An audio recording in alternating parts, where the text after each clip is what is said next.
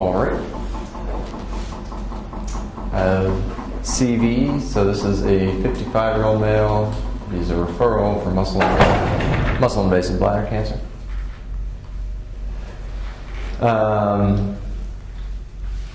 Testis masses around here.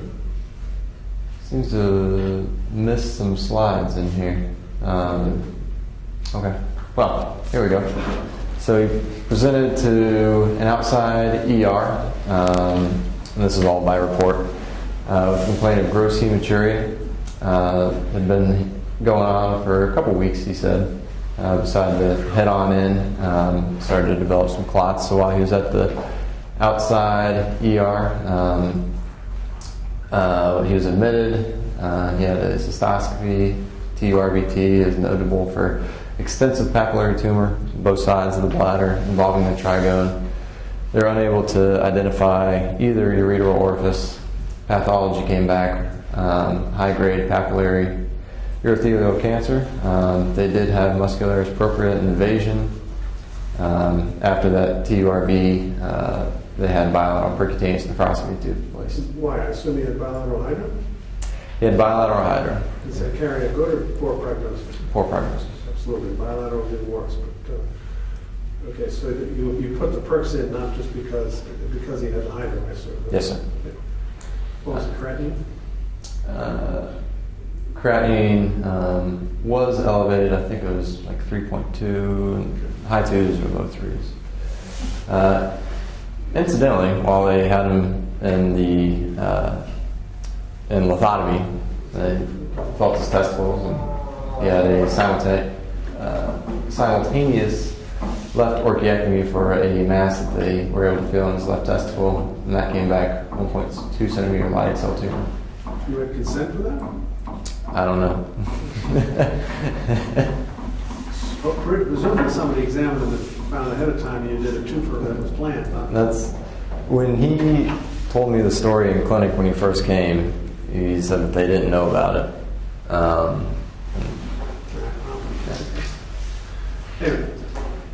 So this is a story. Then he presents to us 3 months later. He hadn't been seen back. No maintenance of his nephrostomy tubes. No further imaging, workup of his bladder cancer. Sounds like he's been abandoned. I don't know if he's been abandoned or if he abandoned someone else. Right. We have a disconnect. Otherwise, this gentleman doesn't have any known medical history. Past surgical history, doesn't think he's had anything else done. Family history, no GU malignancy that he knows about. He's a 30-pack year smoker, still smokes. And then he's had a 20-pound unintentional weight loss. He's unable to actually characterize that, but he says he's had to tighten his belt a little bit over the past couple months. It's a real sharp one, huh? Yes, sir. Allergies none, medications none. So on examination, it's pretty thin. He does have his bilateral percutaneous nephrostomy tubes. They're draining yellow urine, but there's kind of some dirt, maybe even clay around the insertion sites, and then no left testicle. So his labs, when we first see him, hematocrit's 35, his creatinines come down nicely with the drainage. So we have a 55-year-old male presenting with a report of muscle invasive bladder cancer and bilateral percutaneous nephrostomy tubes.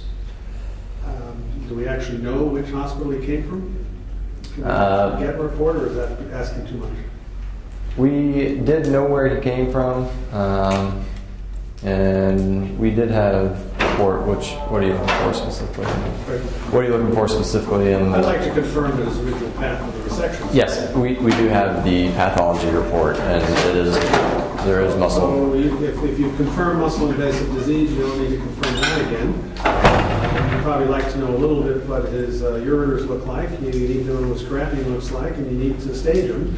So I assume you got a bone scan and a CAT scan with and without contrast. If his creatinine is below 2, if it's not, you can put some contrast down the nephrostomy tubes. Either way, I don't want to see where the level of obstruction is, but what you tell me with a 20-pound weight loss, probably already has a systemic disease and is probably dying of bladder cancer, will probably be dead in 2 years. But that's my initial reaction on hearing your history. So it was unclear in the report that we had how much of the bladder that they were able to clear, so we did elect to take them back to do a TUR for ourselves and get our own pathology. So we did second look. There was some residual tumor, like bilaterally. Again, we were unable to see the ureal orifices for ourselves. We resected all the visible tumor. That pathology came back high-grade papillary cancer with some carcinoma in situ, but we did not get any muscle with our specimen. Did a bladder neck biopsy while we were there, and again, high-grade papillary urothelial cancer. Changed out the prostomy tubes, did some maintenance, and then, like you said, we took a look with some imaging. In his CT chest, not surprisingly, there's a couple markers here with some mediastinal lymphadenopathy here, a little further down, some more. Quite a few nodes that are enlarged within the mediastinum, coming down through his abdomen. A little bit of contrast, but also antegrade contrast through his bilateral nephrostomy tubes. But then here, I've circled a small segment of the left renal vein, which has some thrombus in it. After that, you can see the contrast coming down the ureters, a little dilated, slightly tortuous, coming down to a thick wall of bladder.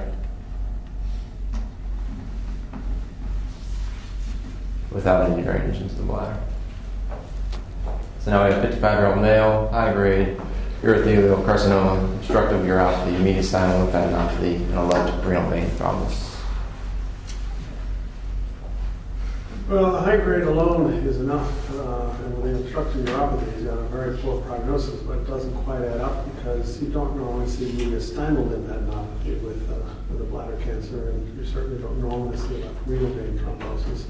Can you get your thoracic surgeons to do some type of mediastinal lymph node biopsy? Where I'm coming from, or do we have a second malignancy we're potentially dealing with? But you already have one that's lethal, so but you want to confirm what it is that's systemic. So I'd like to get something, not so much the left renal vein thrombosis. I'd rather go for the mediastinal lymphadenopathy and see if we get biopsy. Sure thing. So this gentleman was poor care prior to this. We admitted him and went ahead and tried to do all this workup. But yeah, so we had thoracic surgery consult. They recommended a PET scan, which had a little bit of abnormal mediastinal uptake, otherwise no metastatic disease. They did do mediastinoscopy and biopsy and came back as normal with no tissue. So like you said, a little bit unusual for TCC to go up there. As far as the thrombus goes, kind of in preparation for doing a cystectomy, we would like to minimize any embolic events from this. So we talked to interventional radiology. They did not see any role for endovascular thrombectomy, as IVC was actually, it was too large to accommodate an IVC filter, so they couldn't put that in for us. Vascular surgery consult, no indication for open thrombectomy. They thought it looked more like, I couldn't say for sure, but thought it was more of a chronic thrombus than hematology. Just said it was a hypercoagulable state and recommended anticoagulation for 6 months. So kind of... You called all your buddies and nobody wants to deal with this. Yeah. And you're still stuck with the monkey. Yes, sir. And it's not a good one because with his cachexia and weight loss, you smell that there's already metastatic disease even though you haven't found it. Is he... it doesn't sound like you're a strongest citizen here. Is he able to survive a cystectomy and he's not, his albumin is so depleted, he's not so cachectic, he looks like death will go.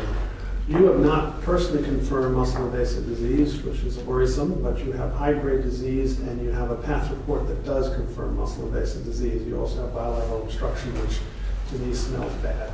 You've got a nice thick gallbladder that if he's not a problem now, will be a problem. So I will be talking to him about doing a cystectomy. He's 55. He doesn't sound like the sharpest tack in the world. Is that correct? Or is that the previous patient? I'm getting them confused. Yeah, I don't know why. No, that is correct. Right. because obviously this is an age range where continent diversion is certainly something to think about. But with his cachexia and the high probability he's going to get chemo, and that becomes the next question we have to ask. If we're going to do a continent versus ileal and I think the ileal. The other part that, if you haven't talked to your medical oncologist first, again, because of the high probability of metastatic disease, does he go on a chemo protocol first, adjuvant chemotherapy? And I don't know how you all do this. There's a lot of controversy on whether someone like this should get adjuvant chemotherapy first, followed by the cystectomy. So I'd actually be curious to see what you guys say on this. I know John Taylor at our institution is putting many people who are at high risk on chemotherapy first and doing the cystectomy to follow. So either way you played it, I think you've got good, or at least reasonable evidence to support what your process is, but that's the decision making that has to be done here. So we do quite a bit of neoadjuvant chemotherapy. For this? Pardon? Was he a candidate? He was not a candidate because of where he lives and, like you said, his previous follow-up. So this gentleman lived, as a lot of our patients do, many hours away with no care. It's more social reasons not to do it than it was right.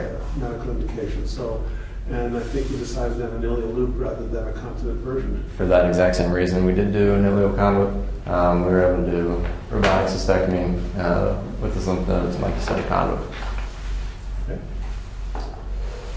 With that thrombus, started him up on some anticoagulation. He didn't have any problems with postoperative bleeding. He had an interval CT, which was done because he had an episode of some shortness of breath, and we were concerned about that thrombus moving, and it showed the left renal vein thrombus had not changed. And he was Talk to me why you said vascular, or somebody turned down putting an umbrella in? The IVC filter? Yeah. They said that basically the anatomy of his IVC, and I'm not entirely clear, but it sounded like it was not an appropriate diameter to put in an IVC filter for us, but they refused to put it in. Okay. And we don't know what this is or why it is. I'm not sure whether this is likely to break free or just sit there. So you're obviously, this is a tantalizing something, but frustrated that we're not handling it. But go ahead. Right. Yeah. So the best we could do is put him on anticoagulation and go from there, which again is concerning because he lives in the mountains and we need some we don't funds on know there. what this is. Is it a tumor thrombus or is it just purely a thrombus? And if so, why does he have one? Because people don't really walk around with that. Right. If that were to break off, the drip's not going to stop from massive pulmonary infarct. Right. Yeah. So his pathology came back high-grade urothelial cancer into the muscle. Right. Yes, sir. And that's as far as we are with him.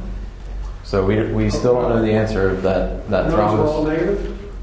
Nodes were negative, which, given the cachexia, is strange. Yeah, and yeah, we're still going to see him. They're still not quite given up that he might need chemotherapy, but you're Right. waiting for his when do you see the CT in 3 months, 6 months? What's your protocol? I think is it 3 months there? Probably come back in 3 months. And how often you get CTs in this situation? Because there's no real hard and fast. The NCCN just changed their guidelines, so you can get one every 6 months for 2 years, and then they're not necessarily recommending any imaging of that, although we try to image them in year 5. Yeah, I'm not so sure it's the 5 I'm worried about. This is a guy who I think has got metastatic disease, and I want to catch as early as possible. So for the first year, if he doesn't blossom within 1 year, I wouldn't say you cure him, but